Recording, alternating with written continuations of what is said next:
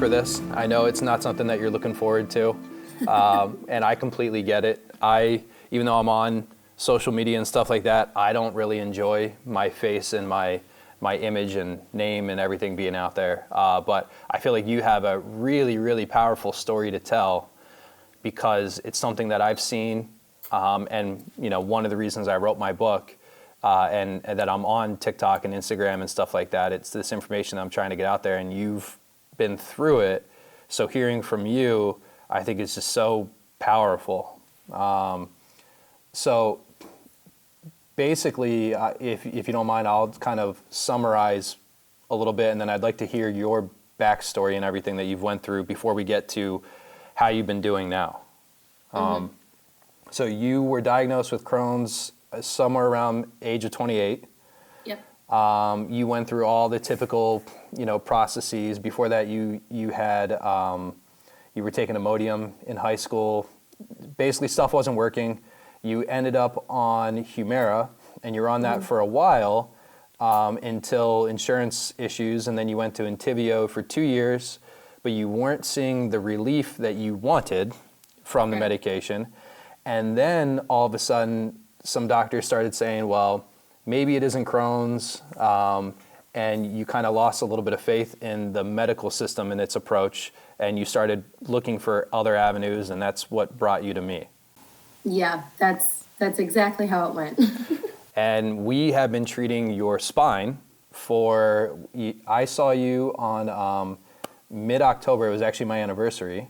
So we've been about 4 months now, and you're somewhere around 80% better for not just your GI symptoms, but all the other symptoms that you were having, like your joint soreness in your shoulders and your elbows and your hips and your back, and some of the other symptoms that commonly present with the GI, like bloating and stomach pain and nausea and stuff like that. All the above, yes. All the above. And you've even had some weird symptoms improve, like the night sweats. Yeah, that was a recent symptom in the past year, which was it was every single night and getting very annoying. And what you had me do, it cured it within 3 days. So haven't had them since. And so people listening to this, they're going to call bullshit, like right there, right? Yeah. So which is why I'm really glad that you're going to be the one telling us what's going on. So that way people that don't trust what I'm saying, they can hear from you. Can you give us a little bit of like, when your symptoms first started? I know I mapped it out a little bit, but when your symptoms first started, what you went through, how it was, maybe some of the other changes that you tried, food modifications, stuff like that. Yeah, so really my symptoms started when I was about 2, and I hear that from my parents and being in and out of the hospitals and all those memories. When it really started affecting my life was probably high school. Having to go to the bathroom several times a day when you're in class. Obviously, no one wants to do that. So that's where the Imodium came in.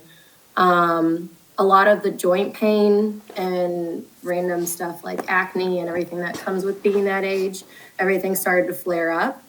And were you going to the doctor and or was this just like, hey, I'm going a lot, take Imodium, So I was in and out of the hospitals when I was younger, and at that time we were going to doctors and doing several tests, and it just never came back as anything. What tests were you getting done? Do you remember? I don't remember exactly what it was, but I had to drink a big cup of white goopy stuff. Okay. And then they had to take imaging. So I had to do that a couple of times. It wasn't until I was in my 20s when I actually finally got colonoscopies and they started looking at everything. And did they find anything on the colonoscopies? I went through several doctors. The first doctor, he diagnosed me. He was the one that diagnosed me with Crohn's. He also had said that I had a hiatal hernia. So I don't really believe a whole bunch of things that he had said, which is why I went for a second and a third opinion.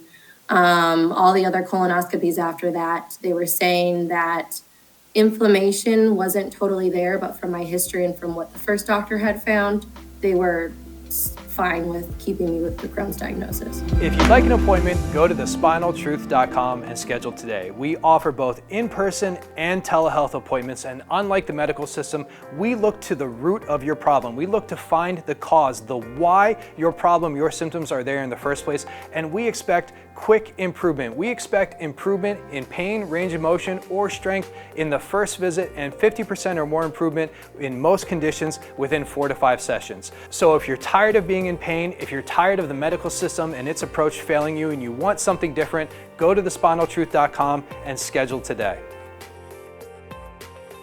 Now let's get back to the show. So what they do treatment-wise, so this is around 28, right? So I was about 26, 27 during this time. 28 is when they finally started getting me on, no, that's right. 28 was the diagnosis. 30 was when I started getting on Humira. And the Humira worked for a little bit, and then a whole bunch of layoffs and stuff with work and insurance, obviously, that didn't continue, and it threw me off. So when I went back into, I believe it was my 5th GI at that time, they were taking all of the normal antibodies tests and then found out that Humira was no longer going to work for me. And that's when we switched to Entyvio, which was infusions originally every 8 weeks. And then I wasn't seeing any difference, so they bumped me up to every 6 weeks. So it wasn't working, and so they wanted to give you more, which is a very common approach. Why were you going to so many different GI specialists, so many different doctors? So the first couple I saw in my late 20s, they just kept wanting to run tests. I don't remember what test it was, but it was very extensive, and then they recommended more, like having to swallow the camera and then seeing what everything's in there. And all of the tests were coming back inconclusive that I didn't have body fat. And at that time I was 80-something pounds because I couldn't eat anything. So with the doctor keep telling me to run test after test without giving me medication, I wasn't going to stay there to play those games. And then the doctor that got me on Humira, I actually saw a doctor in Chicago because that's where I originally was from. And side history, my sister has colitis, so that was also her doctor, and they liked it. Okay.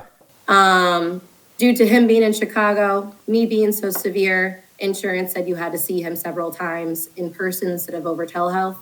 So then he broke up with me and said I couldn't see him or be his patient anymore. Oh. So that's why I saw yet another GI doctor. How much money do you think you spent over the years on this?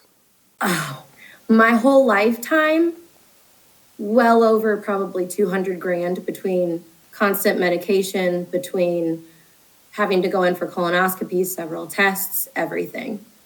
Yeah. Wow. Okay. So, and you're still having symptoms during this time, right? So the Entyvio and the Humira, they were helping, but they weren't giving you the relief that you wanted. What were the symptoms that you were still having? Still going to the restroom probably upwards of 10 times a day. And that was if I was just eating normal food I was cooking, not including if I went out with friends or ate somewhere else. That along with constant joint pain, that just, it couldn't function. I would just sit on the couch all day long and not even be able to hold my phone. Well, and when you're getting diagnosed with Crohn's, how are they explaining the other symptoms? So obviously the GI changes. Everybody knows that. There's going to be some GI symptoms: nausea, bloating, gas, frequent voiding, pain with voiding, stuff like that, right? Mm-hmm. What about the joint pain? How are they? They very much kind of just wrote it off. They said it's just because I'm probably not getting a certain amount of nutrients or the cramping from that, and I haven't been walking around, I'm in the same position. That's probably why I'm hurting. They also kind of very much dismissed the acne I've had my whole life, me losing my hair and almost being bald. They were only addressing me going to the bathroom, and that was it. And were you doing other treatments other than like the Intibio and the Humira? Like, were you changing your diet? Were you taking supplements? You know, what else were you trying? I was taking several supplements. I tried a dairy-free diet, a celiac diet where there's no gluten, all of that stuff. I've completely cut out butter and oil for years.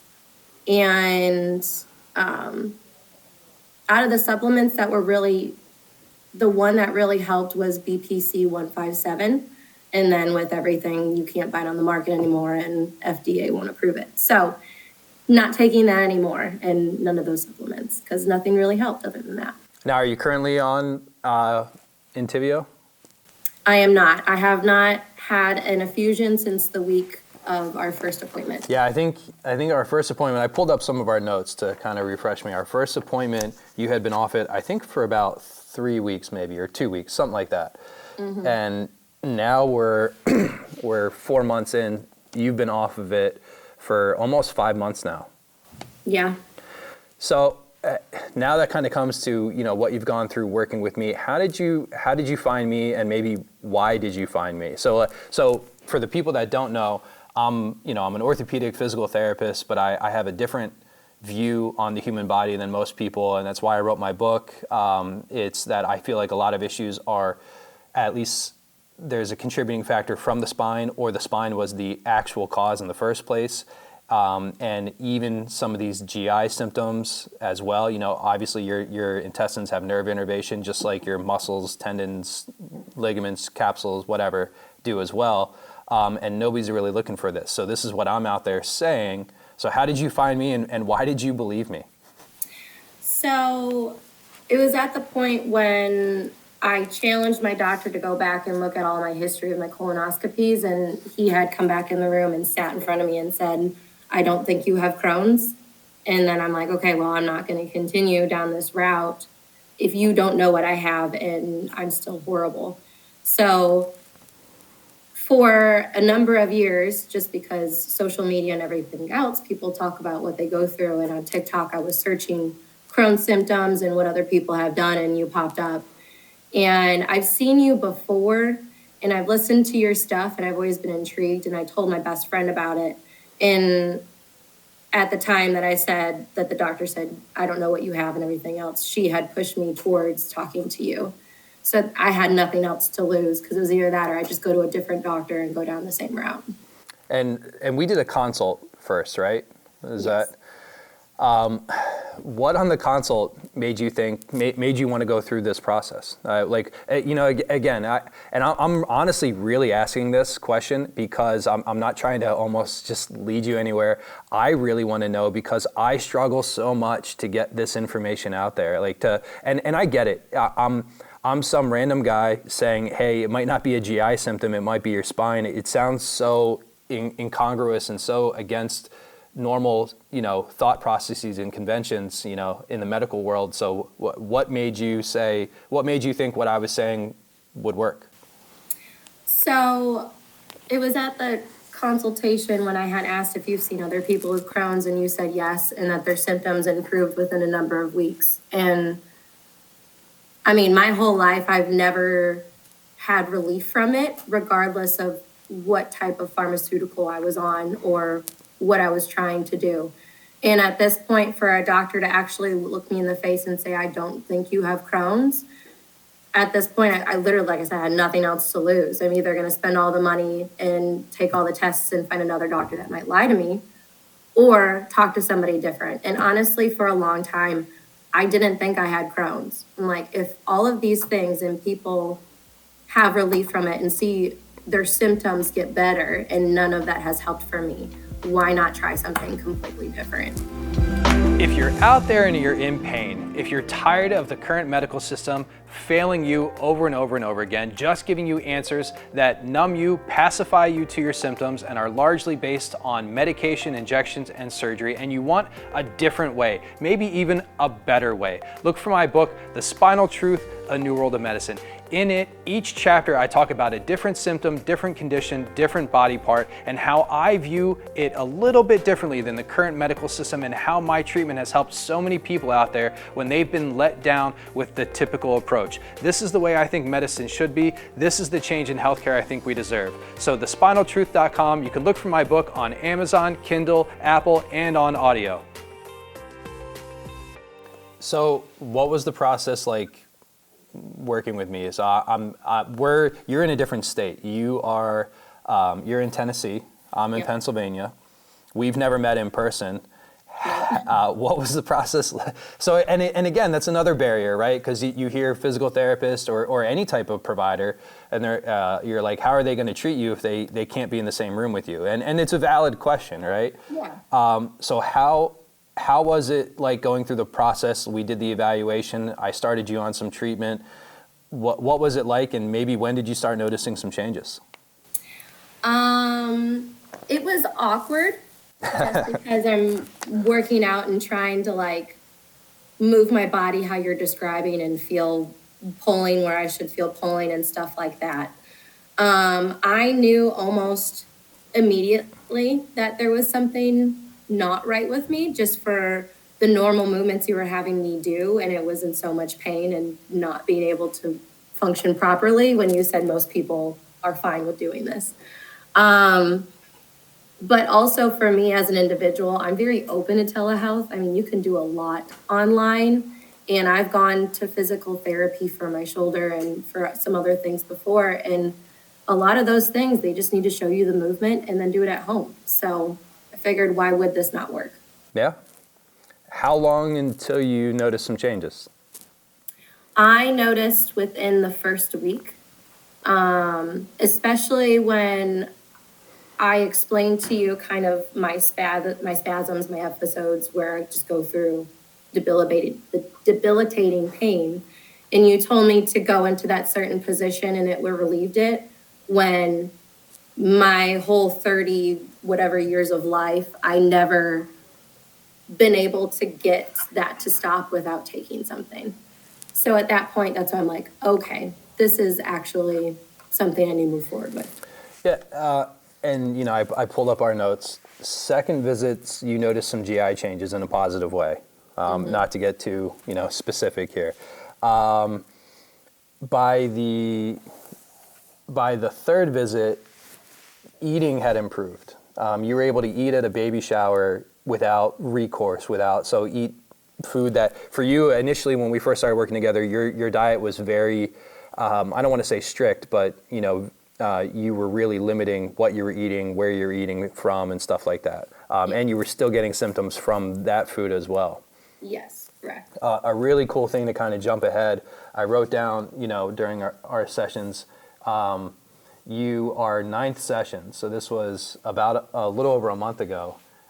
You went on vacation, and I think you went to a bridal party or a bachelorette party, right? Bachelorette party, yeah. And you said some really cool things to me. You said, now it feels like a vacation when I go away. And you said that I think the bride actually commented, you looked like you were enjoying yourself. Yes. Before, traveling was incredibly hard for me. Just it's a different schedule, different stressors when you're flying and you're just in a new environment, and then on top of everything that you're eating different. And it would probably be within one day, I would be completely messed up. Wherever we went, I wouldn't even know where the bathroom was, like always that type of thing. And whenever we would go out, I would never even finish half of my plate. So it was when we obviously went out to a nice dinner and I finished everything. Almost everyone there is like, you are actually on vacation now. You actually look happy. So. And honestly, it's really cool to hear. It's stuff like that makes me keep doing this. Because there's times where it's frustrating being that guy saying something against the norm and having to have fight upstream, what it feels like. But and I'm sure for you too, where people are saying like, it looks like you're enjoying yourself. You talked like you were actually drinking. Yeah. And Yeah. I think you had more to drink than you normally do, and you really didn't have any recourse. I think that one actually, you were 3 days in and then you started noticing some changes. Yeah, and the day I come back. But I mean, that's great for me when normally it's almost the moment I land. So What have been some of the surprises working with me that you've seen? I would say the biggest shock for me is that my symptoms are actually improving.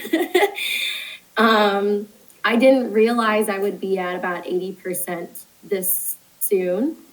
And the fact that the things that you're having me do is very simple. It doesn't take an hour, 2 hours, or whatever else. So How much time of your day do you think you spend doing the stuff that I'm telling you to do?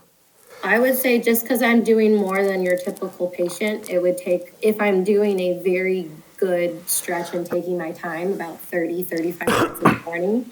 But also, it doesn't have to be to that extent. So I can say I can do it in the quickest in 15, 20 minutes. Yeah, and you know, everybody is a little different, little unique. You know, some people see me and they just have some GI symptoms, and you know, some people it's constipation, some people it's frequency of going, you know, one or the other. Some people just, you know, also have some nausea or bloating. Some people also have some joint pain. Some people also have some back pain. Some people also have some difficulties with food sensitivities. You have everything. I have all the You had above. everything. So when we first started working together, again, I write down all your symptoms on the first visit, and we want to know not just your GI symptoms, but your whole body, right? So you talked about shoulder, elbow, and wrist pain bilaterally. I think you also had hip pain and back pain. And so addressing more of an area of your spine than most people means we have a little bit more to do. But that being said, that joint pain, and this is what I tell patients, is that joint pain is typically some of the first to improve. And we noticed that with you, I think it was our third visit, that the joint pain significantly improved on by the third visit. Mm-hmm. How's that been now? Like now that that was almost November. Now we're about 3 months after that. How's joint pain on a day-to-day basis? I would say it's definitely improved. I really only experience joint pain now when I do a serious workout or something that's out of my normal daily routine. And then I just know what area I need to focus on a little bit more to help that, and then it improves almost immediately. Well, and actually on the third visit too, I wrote, you used a chainsaw the other day without recourse. So it was something that you were like, in the past, if you had done that, you would have back pain for, you know, days, or you'd have some issues that would pop up. Yeah, correct. And then also throughout that whole time period, I always knew I had a bad back and I would constantly throw it out. So I would be going to the chiropractor probably 2 times plus a month, and I haven't seen him since I've started with you. I haven't thrown my back out at all. And that's something that we didn't really talk about. Were there, we talked primarily about medication, nutrition. Were there other treatments that you tried for any of your symptoms? So it sounds like chiropractic. I had a lot of problems with my neck, and I was going to see him probably once to twice a week for 3 months, and then was seeing them constantly probably a month after that. Well, and not to maybe talk for you here, but you had shoulder surgery a little bit before we started working together. Yeah. And you were still having some shoulder problems into working. You're actually having some shoulder problems doing one of the exercises. So I had you do something at your neck, and that pretty much immediately improved your shoulder. Yes. And now you started thinking, was it a shoulder in the first place? Yes. My entire life. My shoulder has been a problem since before high school. And I finally got it fixed maybe just under 2 years ago now. And that same pain has been there until you had me do that exercise. Yeah, and it was one simple exercise at your neck, right? And, yes.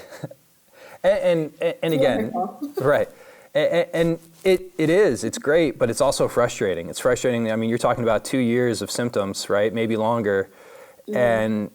And everybody that you go to for your shoulder is looking at your shoulder, is treating your shoulder, is trying to explain your symptoms because of what they're finding in your shoulder, and nobody is looking elsewhere as well.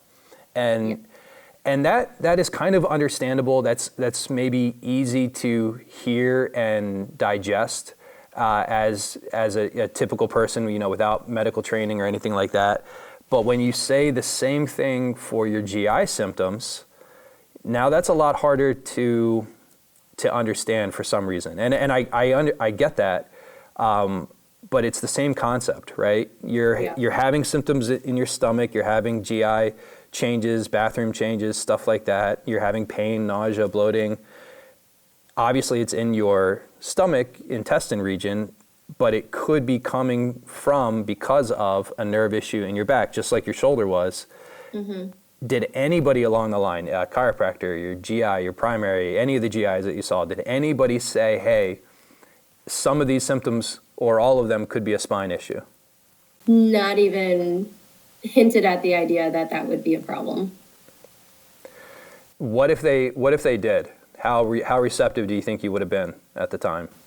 I would have gone down that avenue, because everything, since I started talking to you and telling you all of my random symptoms that don't have to do with my GI, it's now all starting to make sense. Like, of course, why wouldn't all of this be connected? Why would it all be separate? And why are we treating all of this differently? Well, and some of those random symptoms, because this might help other people out there, one of them for you we talked about was night sweats. You started noticing that about a year ago. I tend to think if it is coming from the spine, it's coming from the mid-thoracic spine. So I showed you something to address that.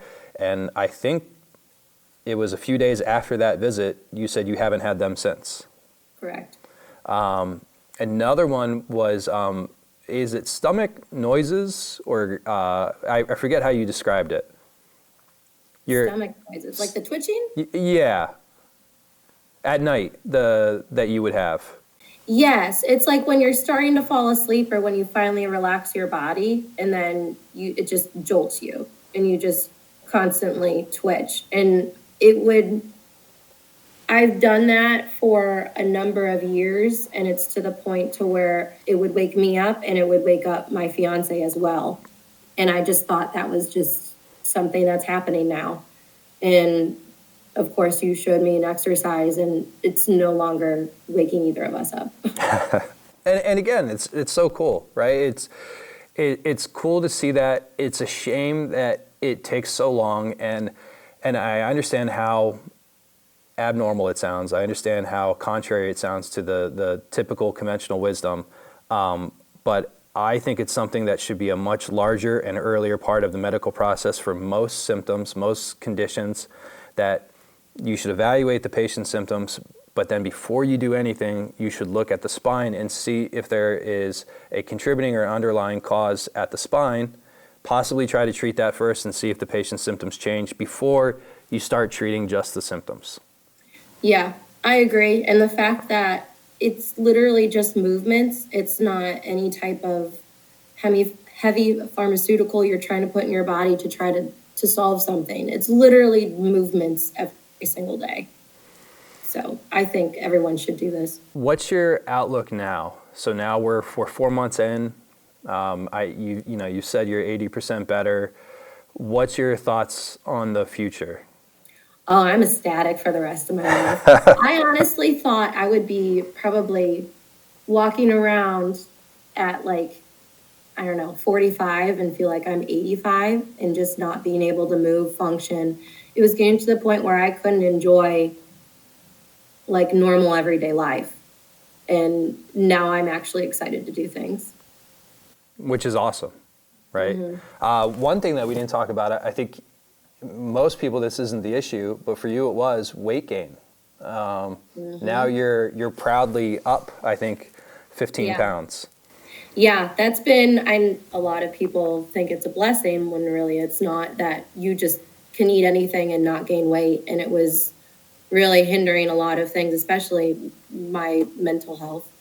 And now I'm able to gain weight and keep it on. So. Well, and it was probably nutrient absorption, right? I mean, you weren't absorbing nutrients, and you weren't able to eat, without recourse.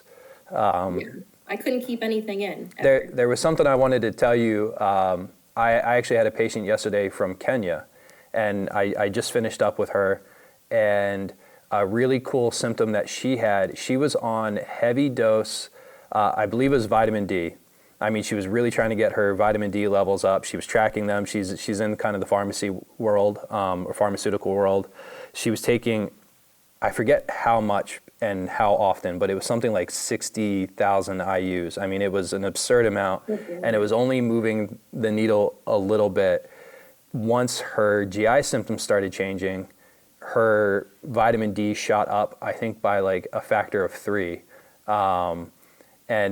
And she attributed it to now getting absorption because, now she was able to absorb nutrients. Yeah, no, I completely agree with her. Because just in my energy levels and like my brain fog lifting, I all contribute to actually being able to keep food in my system now. And being able to eat the things that I'm supposed to. Which makes sense. And again, there's obviously dietary changes that can be made for people, and if that's the case, they get better. And there's medication that can be given to people, and if that's the case and the right treatment, they get better. But there's a lot of people out there that maybe they're not getting better, or maybe they're getting just partial relief from that, or it's just I don't want to say a Band-Aid. The medication definitely, but maybe the dietary change is just keeping your symptoms at bay rather than actually treating the underlying cause, and it's causing you to live your life differently. Yeah. So the whole point of this is to get this information out there, is that there might be something else that you can do that might really address the underlying cause and maybe be the final piece of the puzzle in addition to what you are doing. Mm-hmm. Yeah, I completely agree. If you had to just give a message to people about this process, what you went through, if you had to say, kind of what you would recommend to the general person who's going through what you went through or something similar, how would you tell them? How would you describe this process, and what would you recommend to them? What I recommend to people that have a chronic condition and think like this is just the best that it's going to be, I'm going to be on this medication for the rest of my life, you have to advocate for yourself. Really pay attention to what the doctor's saying to you, track on what tests you've taken, what things they recommend, and then see if there's a difference or not. And if there's not, try something completely different. Even if it sounds weird, even if a lot of your friends think it's completely out of the norm that you're going down this route, if what you're on now doesn't treat what is actually happening with your body and it's just kind of subsiding the symptoms, it's not a way to live. So just try something different. And I think that's a good message, right? Like, and I tell most people, like, look, give it time, give it time to work, time to fail, time to see how far it'll take you. And time really for most treatments, 4 to 6 weeks. 4 to 6 weeks, not that it might be 100%, but you should be seeing relatively significant changes during that time. You should be seeing improvements and think to yourself, all right, this is working, I'll continue.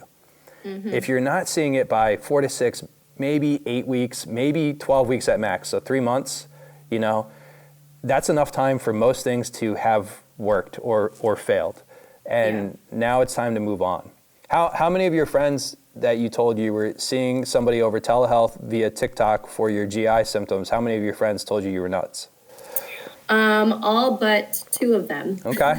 That's not bad, actually. That sounds pretty good.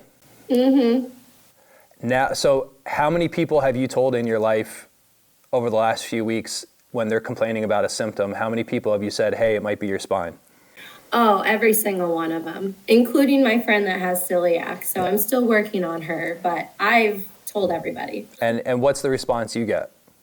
They just roll their eyes and say, okay, and then change the subject.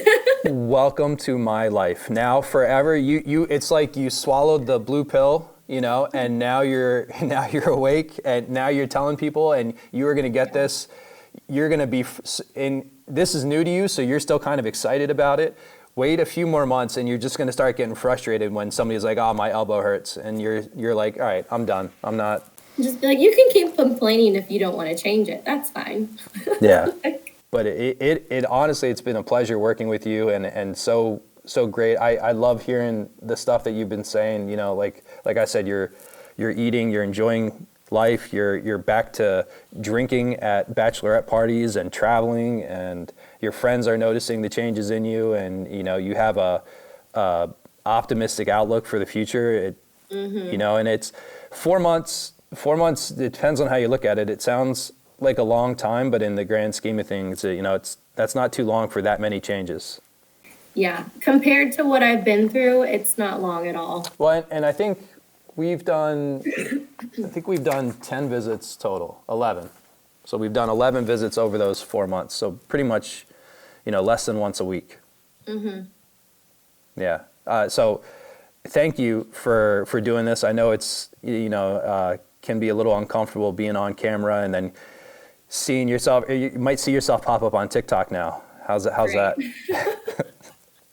But you know, this will be on Spotify, so you can, you know, refer some people to it.